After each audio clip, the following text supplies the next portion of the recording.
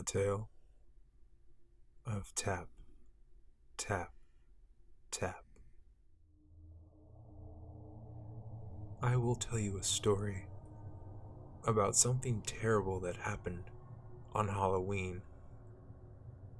This story is true, so they say, and it made my hair stand on end just to hear it. Let's start from the beginning. It all happened many years ago in my town, which at the time was just a little town between the mountains of California. The town was little more than a small square with a church, a park, a prison, and a school, with all the houses clustered around. The town was very proud of their school, since it had been voted the best school in the province.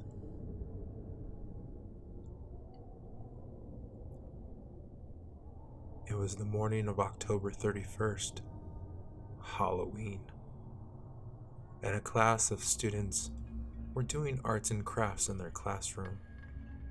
Some were cutting skeletons out of sheets of paper, some were painting vampire bats, and others were drawing pumpkins. The students were all aged between 8 and 9 years old. Their teacher, well, she was a beautiful young woman who had only been working at the school for about a month. While the children were having fun preparing the Halloween decorations, the teacher turned the radio to listen to the weather forecast. She was planning to organize an outdoor Halloween party for the kids later that day, and wanted to be sure that it wouldn't rain. Suddenly, the weather forecast was interrupted by a news bulletin. This is an important announcement. A convicted murderer has escaped from the local prison and is on the loose. He is described as armed and very dangerous. Please, do not attempt to apprehend him. The police will. The teacher rushed across the room and switched off the radio. She did not want to alarm the children, but it had been too late. The children had all heard the broadcast and were very frightened by the news. They knew that the prison was very near the school. The teacher tried to reassure them and told them not to worry. A few minutes later, the school principal made an announcement over the intercom. Attention all teachers. We have been informed that police are dealing with a very serious situation that is occurring right now in the town. All teachers are advised to lock the doors and windows of their classrooms until the police get the situation under control. I repeat, lock all doors and windows until further instruction. That is all. The teacher told the class to stay calm. She took out her key and locked the classroom door. Then, she went around and closed every single window, making sure that they were secure and nobody could get in. One little girl raised her hand and asked if she could go to the bathroom. Well, the teacher didn't want to let her go, but the little girl insisted. The teacher finally relented and gave her permission to go to the toilet. After all, it was unlikely that the murderer would come to the school.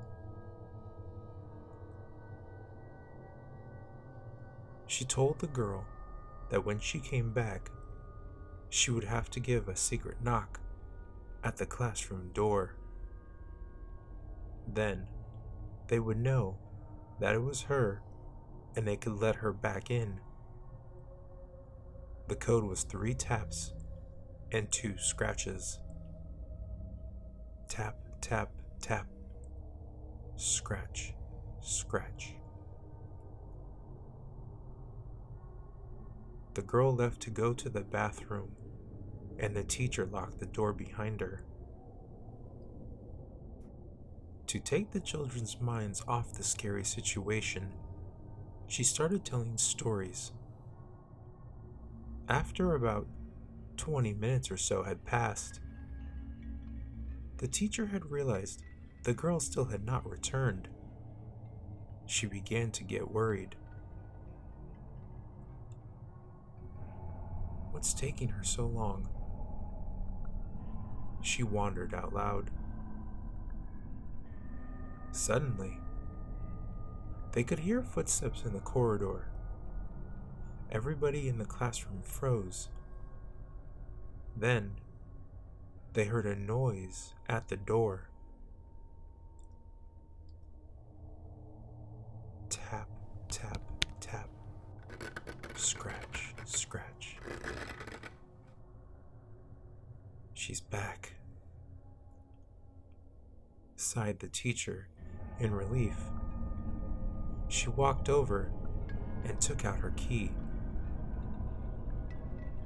What if it's not her?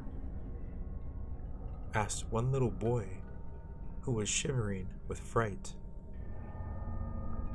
The teacher hesitated, her key inches from the lock. Again, they heard a noise at the door. Tap, tap, tap. Scratch, scratch. It must be her, said the teacher. She put the key into the door and unlocked it. Suddenly, the classroom door burst open and a tall man was standing there. In his right hand, he was holding a knife, and in his left hand, he was holding the little girl's severed head. The escaped murderer came into the classroom, smiling from ear to ear. The children were trapped inside. All that could be heard in the corridors of the school were screams of terror and squeals of pain.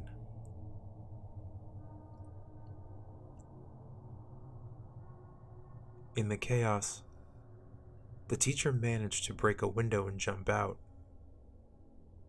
She barely escaped with her life and crawled to safety.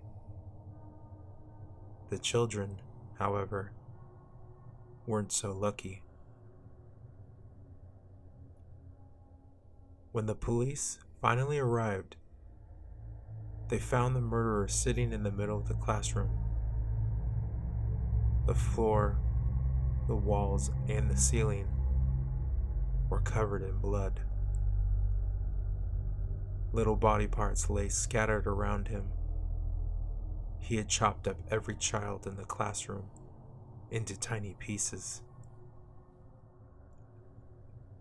They found the headless body of the little girl in the third stall of the bathroom. The police figured out what had probably happened that cold October day. The escaped prisoner must have been hiding in the toilet when the girl was asking for permission to go to the bathroom.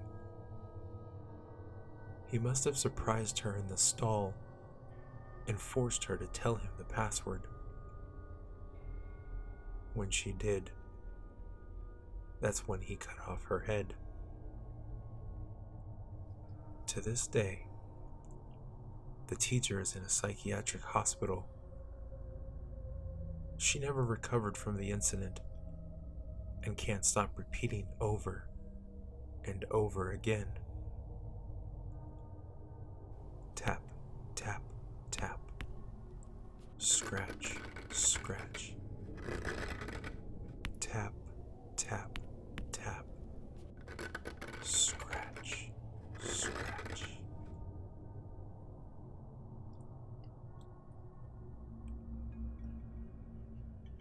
The school has long been abandoned because parents refused to send their children there. There were just too many bad memories.